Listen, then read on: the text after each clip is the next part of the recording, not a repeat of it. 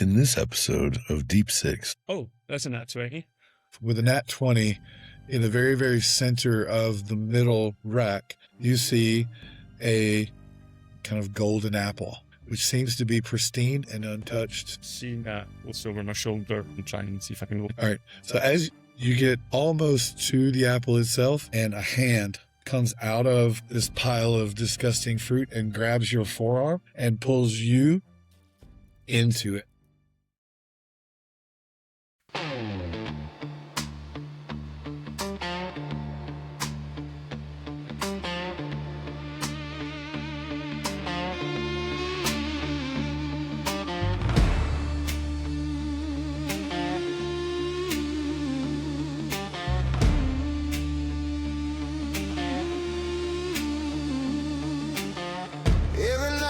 Close my eyes, wonder where I go when I die.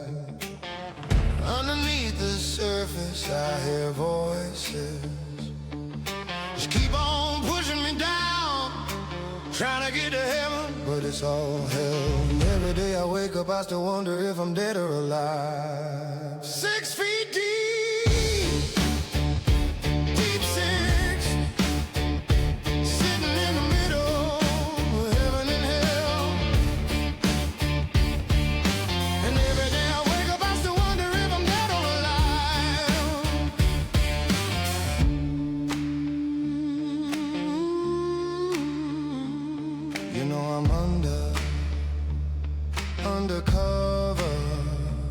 Underground.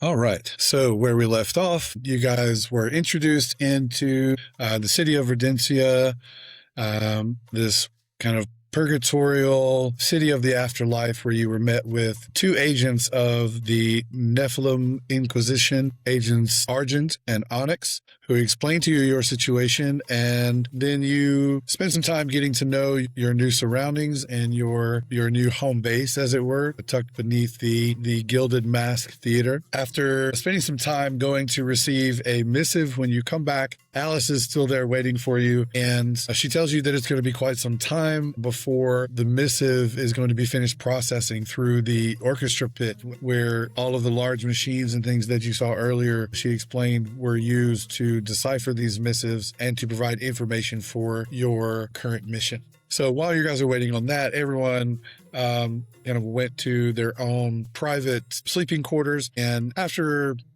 a couple hours or so, you guys reemerge after hearing the machines begin to come to the end of their cycle. And when you do, you notice that the curtains to Stenny and Nemesia's room are wide open, and the key has been left for you there on the table. Alice explains that they were requested to accompany Argent on another task, but the two of you were to be left with this mission. So she makes her way over to the orchestra pit, and she shows you through a series of dials and levers and seemingly arcane technology systems, which rely on what looks to be two large scrolls, which are hanging to the left and right, with a large mirror in the front. The mirror has an almost aquatic quality to it as it begins to shimmer, and you can actually see what you assume to be in real time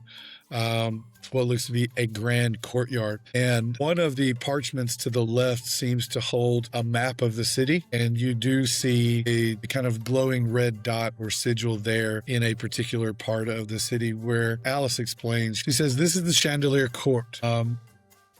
And she points out the three buildings, which you can see. There's a large fountain in the middle of the courtyard, and you can see vendor carts and things like that being moved in or taken away. You get the feeling that this is quite a large kind of square somewhere within the city. You see a large mansion over to the left, which is heavily gated and surrounded by stonework and very overgrown hedges. And the very directly in front of you, beyond the statue or the well, which is in the middle, the sculpture, you see a large wrought iron gate with another small courtyard on the other side, and children playing in that courtyard. Further to the right, you see the third building, which looks to be start off with a grand open stairway with two statues of either, you're not sure, maybe gargoyles or some sort of beast on the front of those.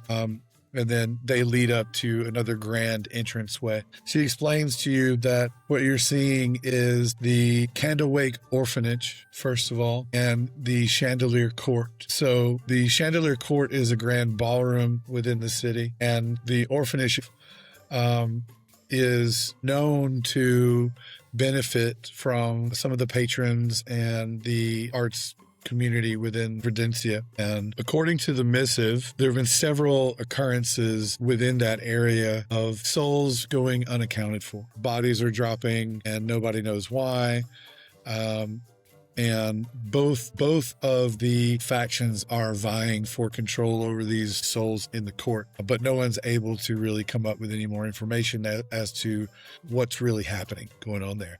So they want you to investigate and see what's happening there. Also, on the right-hand parchment, which seems to automatically be filling in with text as you approach it, and you're able to move two levers and scroll up and down literally on this to be able to see more information. And the information that you have there is concerning a Mr. Halverick Rainwright. So he is the proprietor of the Candlewake Orphanage and the patron of Chandelier Court. He is a known philanthropist, miser, and coward. There's a picture of him described there as well. And it looks to be one of those pictures that's, he went somewhere and had his photograph taken. So he's standing quite somberly, trying to look dignified. But you do notice that his clothes, while once elegant, are very dated. And he himself looks quite aged and pale. He's tall, bone thin. The suit that he wears is kind of a burgundy crushed velvet, and his skin is quite pale. It looks like stretched over his cheekbones, right? He's very, very gaunt. Snow white hair, slicked back, and just the kind of thinning hair where he makes sure that every little piece is where it's supposed to be at all times. It looks like it's glued in place almost. Long, kind of yellowy looking fingers. He's kind of holding himself up and posing, and his hands look almost like they don't belong to him. Alice did mention before she turned that over to you to meet her in her studio before you leave. So we've got this information about this character. Max just, I guess, scrolling up and down just to see, are we supposed to go and investigate what's happening? Are they wanting just for us to go and have a look? Or is there anything specific that we're aiming to do? Are you asking Alice, or are you asking each other? Well, let's have a look at the scroll first. What does it say on the scroll? What information can we get that might help us? Yeah, so you do see also in the screen, you see several officers of the City Watch there, and they seem to be hovered around a crime scene. There's a body there in the courtyard, and some of the officers are there, looks to be, obviously writing down some notes, and others are busy keeping people away from the area. Some of the vendors and things are being asked to move their carts away. And they look like they have their hands full. There's about 4 or 5 of them there. And of course the kids one of them is trying to kind of shield the children away from looking through the gate. But of course the children are not having it. They're running around trying to look through the bars and see what these watchmen are doing. It seems to be a bit of chaos there at the minute. But there is that bit of your missive that says that the Inquisition would like you to investigate and try to see what's going on with these bodies, which have been dropping regularly in the area, to see that there's some sort of anomaly with these souls going unspoken for, because both factions of the Dawnshore Embassy and the Umbral Consulate, so the sides of light and dark within the city, are kind of vying for possession of these souls or to claim them in court. So they're wanting you to find out as much as you can and then potentially get to the bottom of that situation. We could ask Alice if she knows who Halverick Wainwright is. That might give us a wee bit of a clue. Sure. Well, she wanted us to go and see her anyway. Okay. we could hold off on that then. Yeah, I mean, we're going to go and see her now. Before we head out, and have a look around. It would be a good chance to explore the city, I guess. Like, We could just YOLO. This is so unlike you, Mac. This is more of a Stenny move. well, I mean, I'm interested to see, what's going on with these souls. And yeah, I mean, I don't know about you, but I kind of want to get to know the city a bit better. I think it's always better if you know where you are. Definitely, and I tell you one thing, I'm not happy that Nemesia and Stenny have gone on their own adventure. I have FOMO. Let's go have our own adventure. High five. What's FOMO? No high five. I guess we'll go and see Alice then.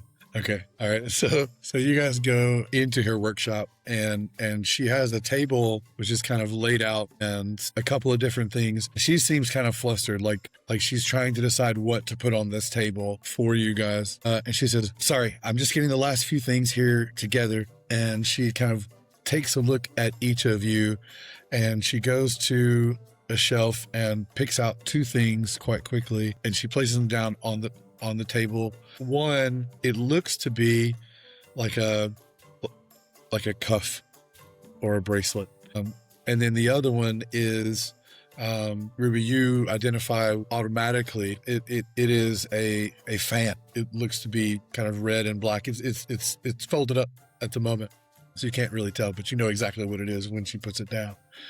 And she says these are for you, as well as, and she goes back behind again, and brings two small chests or boxes and puts them there in front of you. I'm taking the jewelry and the fan. Okay, let's ask Alice then. Do you know Halverick Wainwright?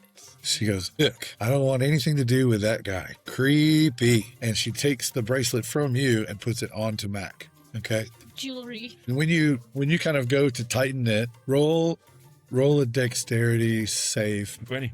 All right. So you're kind of putting this. She puts this cuff on you, and it fits really well. And it just looks to be kind of a leather cuff with some beads or studs along the outside of it. And as you run your hand over one of the beads, which is closer to your palm, a very slender, very sharp blade emerges from the underside next to your wrist and almost takes you in the throat with this, but you're able to dodge past it. And as you relax your hand, it retracts back into the bracelet. You can have that bracelet. Okay. So Alice says that she says sometimes it's better to keep things hidden until you need them. And she kind of looks to you holding the fan. Do I want to open this right now, Alice? Will I just put this in my pocket? I don't think I do. Okay. So you just pocket it then. So inside the chests on the table, which she hands out, they are open. They're just kind of sitting open on the table for you. There appears to be the same almost in each one. Each has what looks to be a small blue. First you think it's a stone, but upon closer investigation, it's a tooth. This elongated tooth with kind of a rounded or mashed edge on one side, a disguise kit, and forgery tools for each of you. And so Alice, again, coming around almost as if she is a seamstress or something like that. She's got a little step stool that she puts next to you, Mac, just so she can reach. And she comes up to your ear and takes the blue tooth and sticks it behind your ear. And it just kind of fits right over the back of your ear. And she explains that these work like sending stones between you. So as long as there is nothing impeding it, if you can see the person, you can speak with them. You do have to speak. It's not mental, okay? But they can hear you speak, and you can hear them. She says they're not perfect, that the further you get away from someone, or if you go certainly between planes, but if you go between floors of a stone building, or, sometimes they do lose connection. They're not great. But those are blue astral dolphin. Next, she leads you over to another table, and there are 4 boxes there. She says you can choose which one of these you want to take with you, depending on what you feel your role would be. You don't have to take them now, but know that they are here. And she shows you each box. So she comes to the first one and she says, infiltrator, stealth, and disguises. And so you see within this medium-sized chest looks to be a cloak, some boots, and something that you've never seen before. It almost looks like a firearm of some kind, very rudimentary, but it is coupled with what looks to be a very, very thinly spindled cable or wire and a hook shot. She comes to the next one and she says, Enforcer, hidden weapons and armor. And inside this one, again, there's a small device that looks like a child's music box, as well as very, very similar to the cuff that she put onto you earlier, Mac. You see what you would assume to be its partner, but this one is a cuff which is worn the opposite direction to where it looks like things can be affixed onto the top of it. And you see that there are several items in the bottom of that chest as well, different blades or even a small buckler shield which can be attached to it, and what looks to be a small crossbow. Again, designed for picking the right tool for the right job.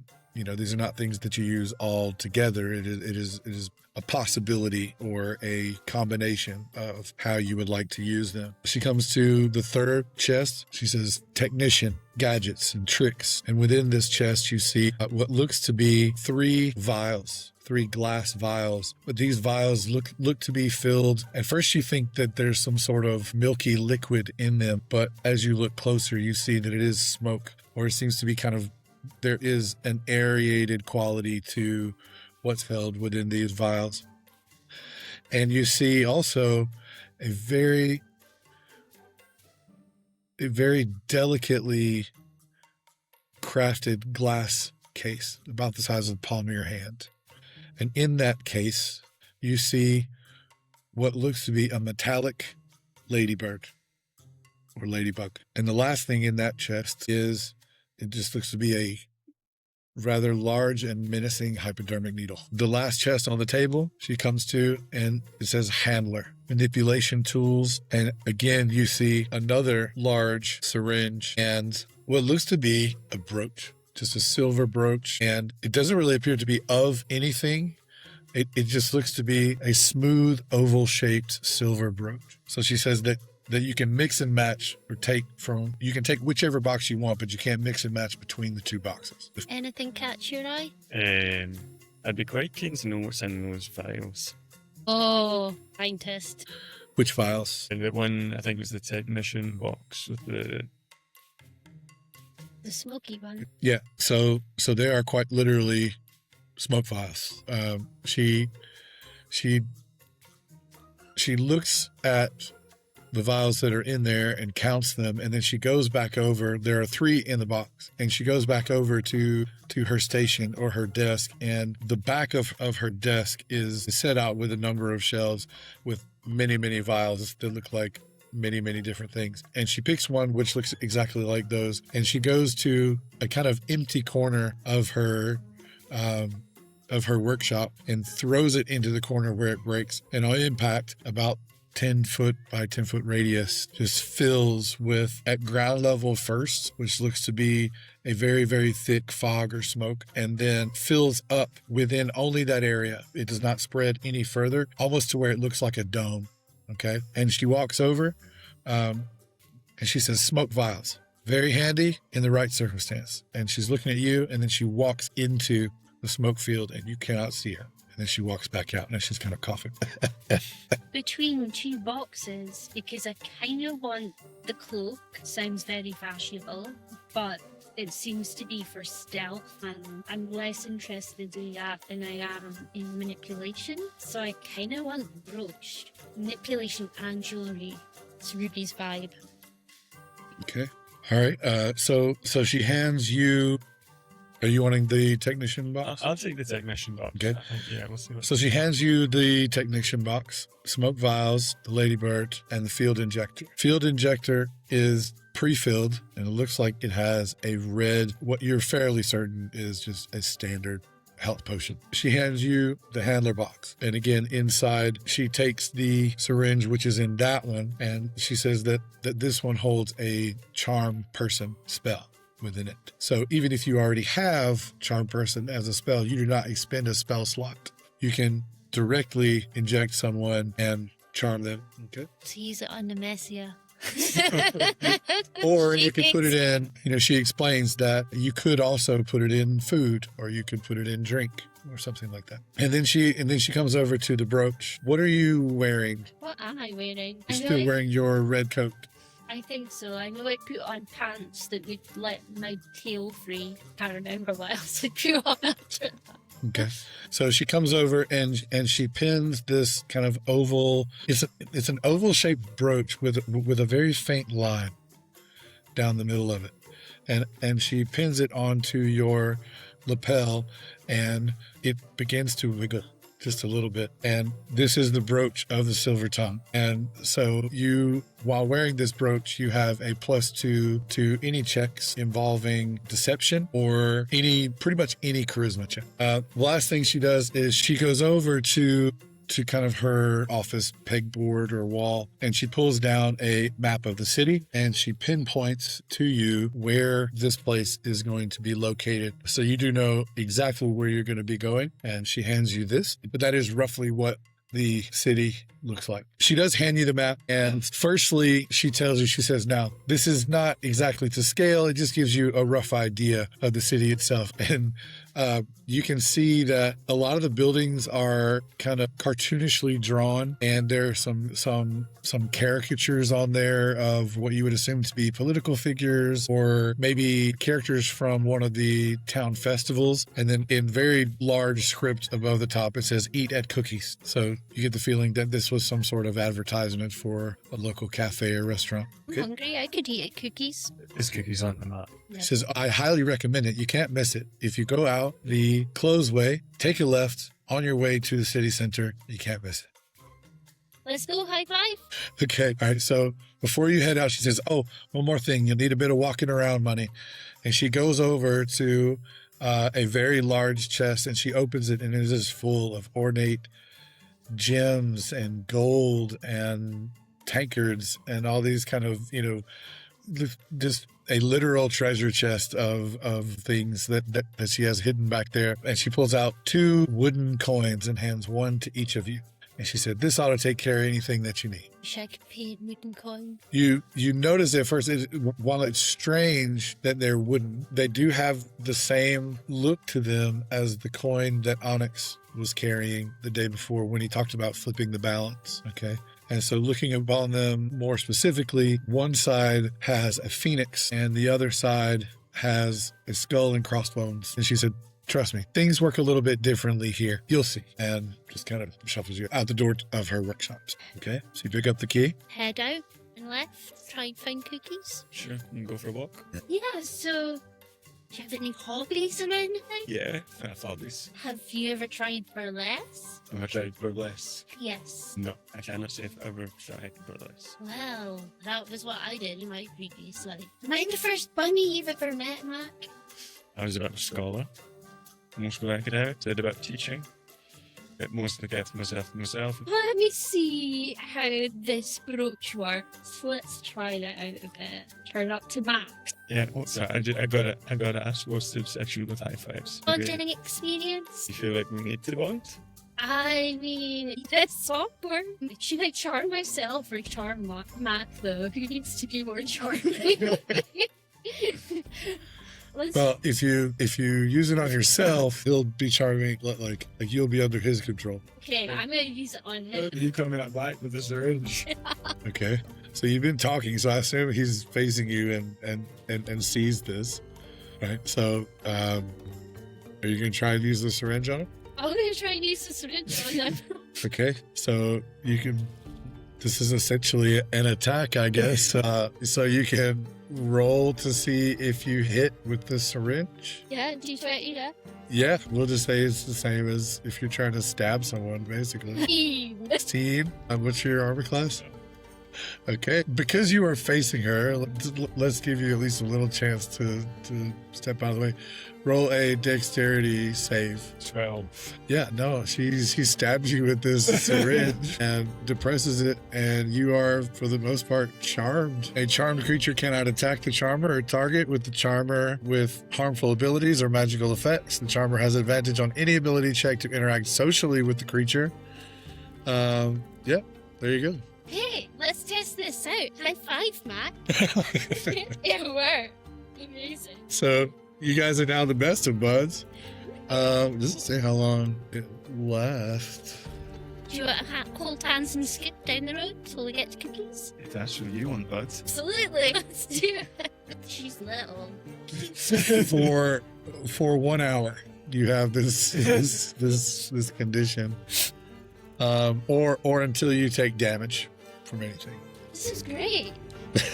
Like, you don't smell bad like Stenny. I'm now you're friendly. You're now my best friend. Okay. All right. So you guys are exiting the stage, and while you were talking and stabbing each other, you walked out of the closeway. You see several businesses open, different shops and things catering to the needs of the people there in the footlights. On the way out of the footlights, moving towards the canals, you do see what looks to be a small, delicate-looking cafe. Large glass windows, small, ornate door, and with a very small set of table and chairs sat out front with a little rose in a vase. And above the window, in a hand-painted, look to be hand-carved sign, it just says cookies at the top. However, on the door, there is a sign which is flipped over, and it says closed. And you do not see any light within, and you do not see anyone in the building. All right. So you guys make your way out of the footlights. And as you come down to the canals, you see a lot of different things. It is a very vibrant city for being what you know it to truly be. There are all manner of people and walks of life, things happening as you would expect them to in any city, kind of late morning, midday. Coming down to the canals, amid the different kind of races of people that you see living and working around the city, you have noticed several automatons. They look to be kind of made of a variety of different things. Some seem to be quite naturally made out of stonework. They look to be more of an arcane nature in that they look to be like they were created for a purpose, like a golem or something like that. Whereas some look to be much more mechanical, made of steel or brass, or just put together from different clockwork mechanical elements, most of which seem to be doing menial tasks. You see one which is standing out front of some shops or a business, and it seems to be quite well taken care of, and it's just kind of sweeping along out in front. You see other larger ones which look like they were made for more laborious activities. They're moving things in and out of warehouses and that kind of thing. But as you come down to the canals, you notice that in the canals of the Styx, which is running throughout the city, you know that from the map which you received, that pretty much any part of this city is reachable via the canals. And so there are several canal boats moving up and down slowly. It's not just chock full with them, but pretty much anywhere you look along the canal, you're able to see them, at least one. And as you come out of the footlights, there is a series of steps which goes down to a bit of a jetty there. And you see a long, wooden, narrow hulled canal boat, and there is an automaton ferryman there, but he has a large black cloak and his hood is up, and it's creepily reminding you of death or care. But they just seem to operate essentially as water taxis within the city. And so he's just kind of standing there, standing at attention, doesn't seem to mind too much. He does notice you as you walk up. We're trying to get to, would it make sense maybe to get the water taxi? It is on the opposite side of town. So you could either make your way there. You garner from the size and scale of what you've already walked and kind of, putting two and two together, it would probably take you the better part of an hour to walk to where you're going, or you could take the canal. You notice the hull is scarred by centuries of use. The ferryman says nothing to you as you step aboard, but he does hold a mechanical hand out to you as you step aboard. High five.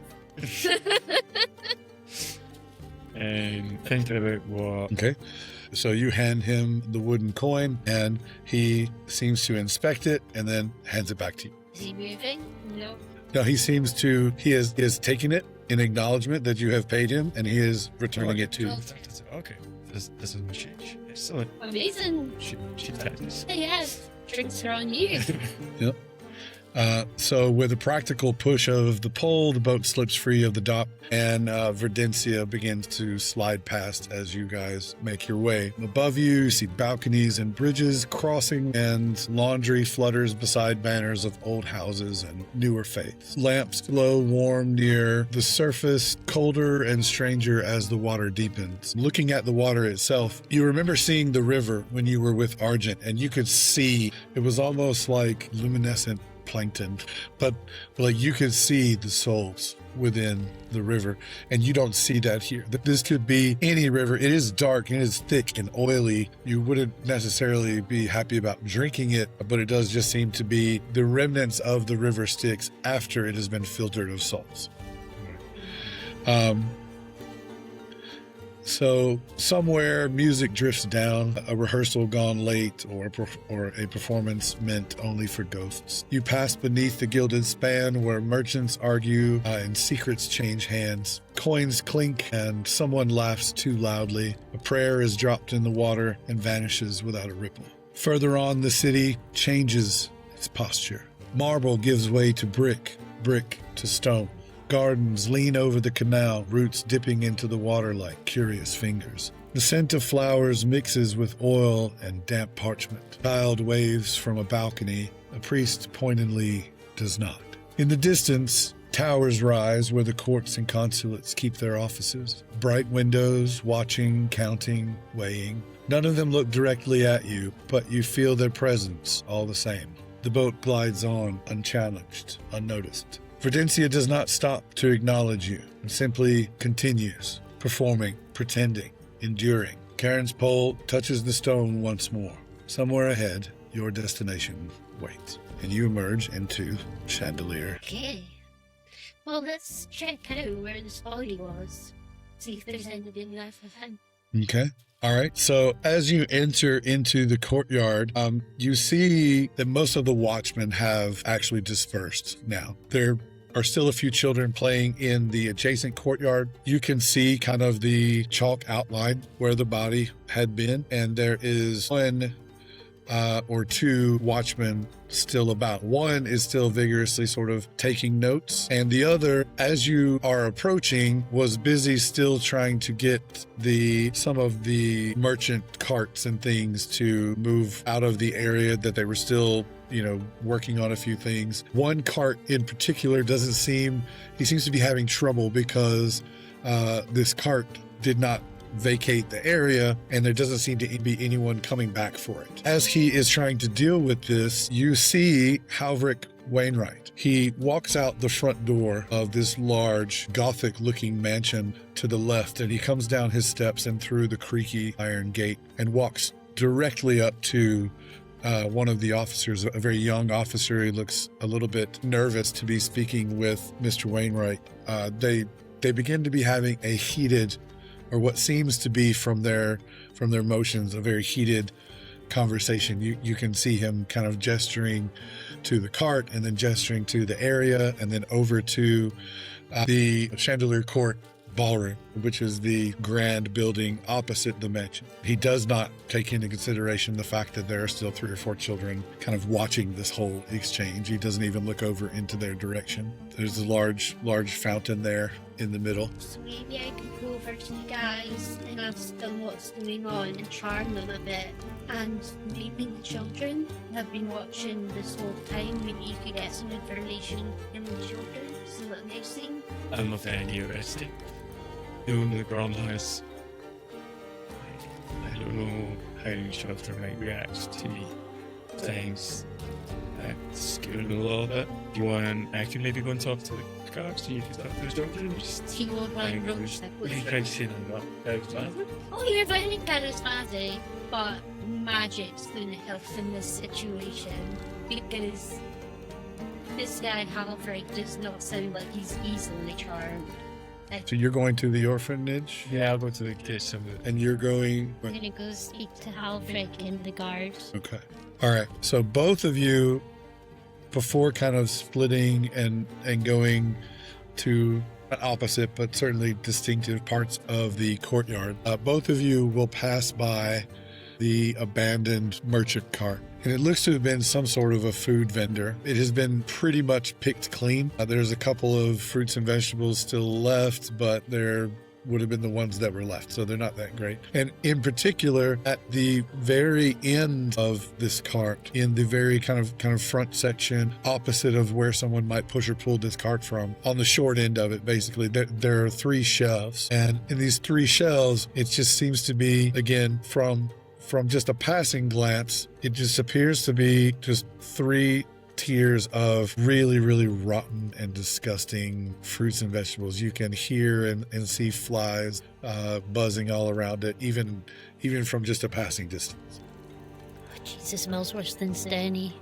Okay. Yeah. So as you approach, Halverick still talking to the young officer, and you're kind of coming in on the end of that argument or conversation. He said, I have a very important event happening this evening in the gala, and I will not be interrupted or disrupted by you not being able to do your job. Clean up this mess and make sure that the courtyard is pristine for this evening.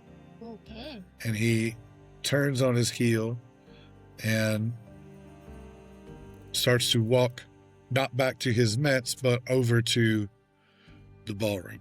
Okay. So I've got a fair amount of information already, but I think I'm just going to go over to Halverick. I've got my brooch and I'm feeling very charming, and I'm just going to go over and say, Sir, thank you. This mess is appalling. I am so glad that somebody has the foresight and the wisdom and the good looks of you to do something about it. Did I hear you say you have a very important gathering tonight? My name's Ruby, by the way. He seems kind of taken aback that this random bunny folk has come up to speak to him. He says, "What? Oh, yes, very important, very important. We're having for the children, you know." And he gestures over to the orphanage courtyard. There are three children who are kind of watching everything that's happening, kind of peering out through the gate, and they notice him gesturing over to them, and they kind of smile cheekily like, you know, yes, we're good little children. And then he kind of grimaces back towards them, but then puts on a fake smile again for you. And he says, the work that I do, you see, is so very important for the livelihood of these children, to make sure that they have everything that they need. Sir, that is obviously very important work. How kind you are to look after children in need. Is there any way that I can help you? This is such important work. Well, you know, you can come along this evening if you like. There will be artworks and different things for sale, all for the benefit of the children, of course. I would be delighted. Anything I can do to help. Fine, I'll put your name on the guest list then. What was your name? Ruby Winkstail. Winkstail. Right. Anyway, I best be going if there's nothing else. Lovely to meet you. Likewise.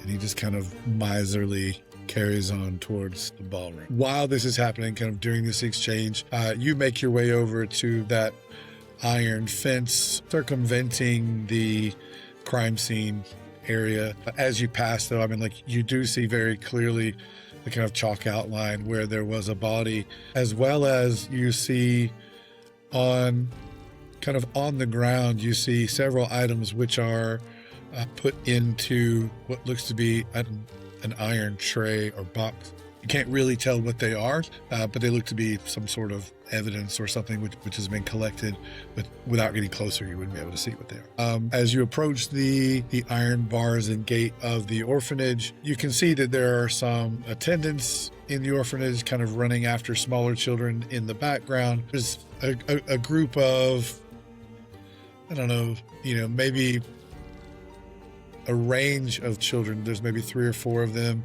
ranging between the ages of 9 and 13. Just kind of hanging about. A couple of them are climbed up on the fence itself. Some others are one's kind of playing with a stick over hitting rocks with it, another one's kicking rocks and just kind of being children. They are quite dirty. You are able to, without any kind of check, you can tell that they are fed, but just. Their clothes look quite worn through and ragged, more so than just general childhood wear and tear.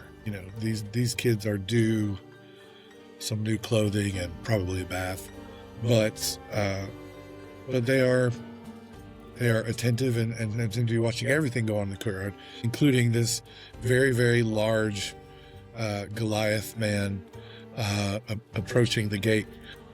The oldest looking boy is one of the ones peering through the gate, and he just kind of looks up and he's like, "Wow, look at you!" And then he kind of laughs with the other boys. So you're not sure how to take that. Yeah. Now that Mac is away from Ruby, the effects of the spell, obviously he's not charmed by these boys, and he's kind of in his head like, what am I doing over here again? Oh my A God. child? How do I interact with a child? You, boy, come here a minute. And then I'll just kind of like keep approaching the fence. Sorry, just making notes. Man, not good with children. Note to self, do not send Mac to see Okay. some children. So the boy's like, "Huh? Me? What do you want?" And then his small counterpart kind of comes up to him. You get maybe a brother or a sibling, and he's like, "Yeah, what do you want?" And he's kind of snotty. Did you guys see anything? Nope, we didn't see nothing. You know what, boys? That's really a shame because, Magic, rock. And then one of the other kids from the back comes up, a young girl, maybe 11 or 12. She's like, "What kind of magic?" Light night? I'm sure it'd be worth a lot of that money. So she seems pretty interested, but the other two boys don't. And the fourth child is still just kind of, the youngest child is still in the back kind of kicking rocks and seems a little bit shyer than the other ones. "We don't need any stinking rocks," says the leader. The little girl still keeps kind of looking to see what you have. So, what I'm going to do then, as the girl who seems interested, I'll turn to her and said, "Did you happen to see anything today?" Which one? The girl who seems interested about Manu Rock. Okay. He said, "No, we only are allowed outside for a few hours at a time, and they were already here before I got here." Gestures to the watchman. Friends, the boys, did they see anything? Were they out before you? No, they didn't see anything either. And she's kind of snotty towards them a little bit, like maybe she doesn't like them as much because boys are gross. She says, even though they might not want to tell you that, and they kind of stick their tongue out at her. And you notice that the younger boy goes over and starts to play with the youngest of them all, the little girl in the back, and they're kind of playing like a hopscotch kind of game. They draw with looks to be chalk or some stones or something just in the dirt that's in the courtyard, and they begin kind of skipping and chanting little games as they do, and you can hear them kind of singing, and they're like, "Tall man walking, don't look back. Buttons gone and face all black. If he sees you, if you stare, he'll be standing over there." And they point to the other side of the courtyard, and they both run to the other side of the courtyard away from the other two. So they're still near the gate or near the fence, but they're now on the opposite side away from the other two. And they begin drawing more circles and more squares on the ground. Has Mac ever heard like a song like that before? Does this seem something that the kids have made up themselves? Yeah, I mean, this is something typical that, children will make up these little rhymes, that go along with their games in the courtyard, and you've heard many variations of this, probably even from your own childhood. And, the game that they're playing is one, where you have to, repeat a stanza or whatever as you're hopscotching through these shapes that they're drawing for one another. The girl who was interested in the rock, I'm going to say, can you, that song that they're singing, who's going to get?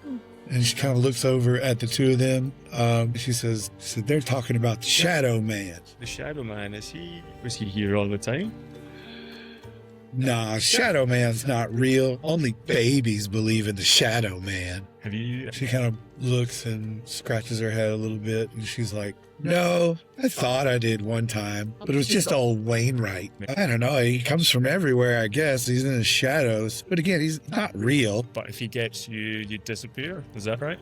You go missing? I don't know. It's just a stupid song. You'd have to ask them. She gestures over his shoulder, and they've gone into the game again. So this time they're spinning around and making themselves dizzy before they go through on with their game. Say, long arms reach and long legs bend. He walks with you, not to the end. Count to 7 and shut your eyes. He'll be closer when you try.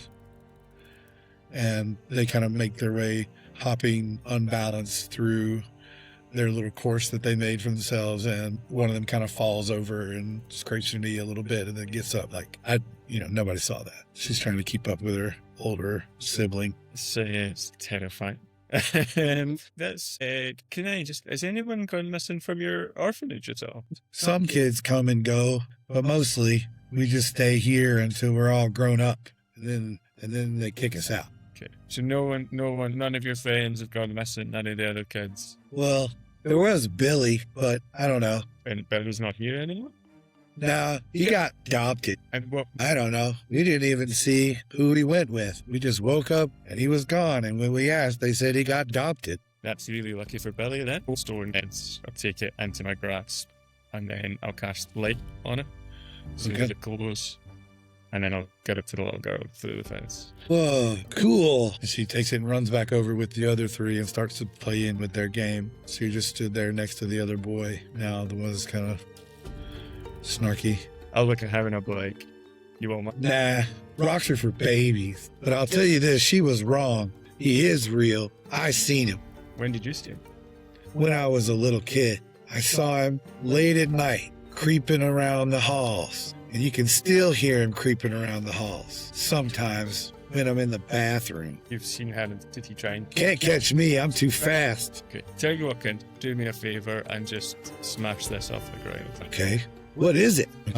So as you walk away, you hear them, the other three now have resumed the game, and you hear, slender shadow, paper thin, lets you walk and follows in, step by step and breath by breath. He never runs, he waits till death. And so they all smile and they let go of each other's hands and run off laughing as if they just finished a perfectly ordinary game about Slender Man. So you get the feeling that they play this game a lot. And as you're walking off, after seeing that, you just hear sound of breaking glass, and they all start choking, and then it's like, oh man, what is that?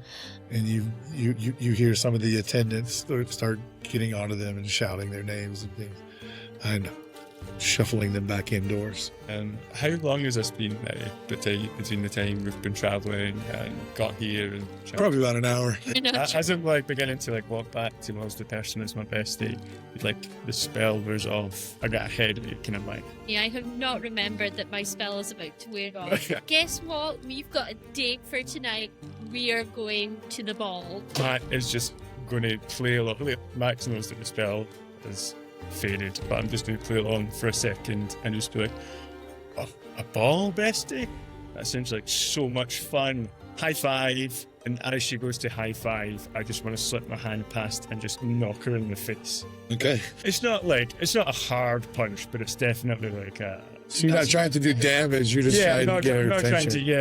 It's not Okay, like so you don't need to roll for it. It's like a warning shot, like. Okay. All right, so we'll just say that happens then. So where are you guys convening in the courtyard? I don't know, like, I think we should maybe go and... Is the food cart still there? Yeah, so the food cart's still there. There's the fountain. There is the mansion side of the courtyard. And there is where the body was. And now there's 2 officers remaining. They're just standing there talking to one another. The tray that had the items on it, has that been watched by anyone? Or? No, they don't appear to be looking at that at all, just at the moment. Yeah.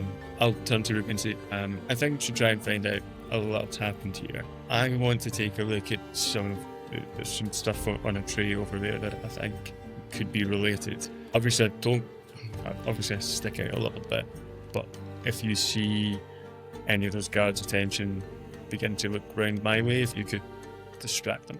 You don't have to just now if they're not. You see that they begin to look over. Sure, my face hurts a bit, but I will keep an eye out with my good eye that you didn't punch. All right, so you're keeping an eye out. You're going to go over to the cart? Yeah, to the cart and the items that are by it, just to see. Okay. Roll. Are you looking for anything specific? It's just to kind of get an idea of maybe like who this person was. So like maybe if there's like a sign on the cart from like where they've come from itself, where they might keep personal belongings or something. Okay, roll an investigation. 6. Okay. No, I mean, like the cart itself just looks like a normal vendor's cart, pretty old and shoddy one. It is quite large, which, you know, like you would think it'd be the kind of thing horse-drawn maybe, but you don't see any bridle or anything, you know, that would seem to look like anyone was around that brought it here. It just seems to have been maybe abandoned. I mean, even for days. Make a perception check as well. Oh, that's a nat 20. But I've got a -1 on perception. Okay. Not very wise. Still counts as a nat. So, again, coming around to the short end of the cart, you do see those trays just filled with very, very bruised, kind of maggot-ridden, fruit fly spawning fruits and vegetables. But in the very, very center with a nat 20, in the very, very center of the middle rack, you see a very large, very yellow, kind of golden apple, which seems to be pristine and untouched. Seeing that, it's over my shoulder, make sure nobody's definitely taking an interest. And then I'm going to try and like just subtly reach in and just kind of let him kind of like sleeve go over my hand and try and see if I can. You're keeping an eye out. What are you looking at? I'm looking at the guards. Okay, so you're looking back towards the guards and everything. All right. So as you reach for this apple, you get almost to the apple itself, and a hand comes out of this pile of disgusting fruit and grabs your forearm and pulls you into it. Ruby, I need you to make a perception check. So you're looking at the guards and occasionally kind of looking back over one shoulder, you know, to kind of see what Mac's doing. But mostly you're just keeping an eye on those two, making sure that they're not looking over here. You give an eye over to the mansion, and you do see a woman there, a bit not elderly, but, you know, probably middle-aged. Potentially she works for Wainwright, maybe. And she's making her way into the house. She looks to be carrying either some food or baked goods or something, as well as some cleaning supplies, a bucket and some other stuff. She's kind of elbowing her way in through the front door, and she gives a look around the courtyard. You're not sure for what, but she seems to be just kind of looking around to see if anyone's watching her, or maybe she's watching out for something else. And then she just goes in through the front door. And as you're looking up there, you just hear, huh! And then you turn around and look at the cart, and Mac is no longer there. Okay, I'm gonna go over to the cart, see if I can see him. Okay, what are you looking for, Mac? Yeah. Roll an investigation check. Okay, so you're looking around the cart, and it just looks like an old, decrepit food cart. You do notice that like one of the wheels doesn't even look like it's attached. It's just kind of leaning against the cart itself, and it's kind of been put up on blocks. And yeah, you notice the same thing as earlier, just that it's probably a looks to be horse drawn, but there's no horse or mule or anything to pull this. And it just looks like a bunch of rotten fruit on the cart. Okay. Do I notice the golden apple? Make a perception check. 14. Okay. You do see the golden apple in the midst of these writhing, maggot-ridden apples on that center cart. You just see this one pristine golden apple in the middle. I mean, Ruby likes shiny things. Guess what she's gonna do? I'm gonna have to I don't like this rotten fruit, but I'm gonna try and get that apple. Okay. So you as well are reaching carefully towards this apple. A hand comes out, grabs you by the forearm, and pulls you in as well.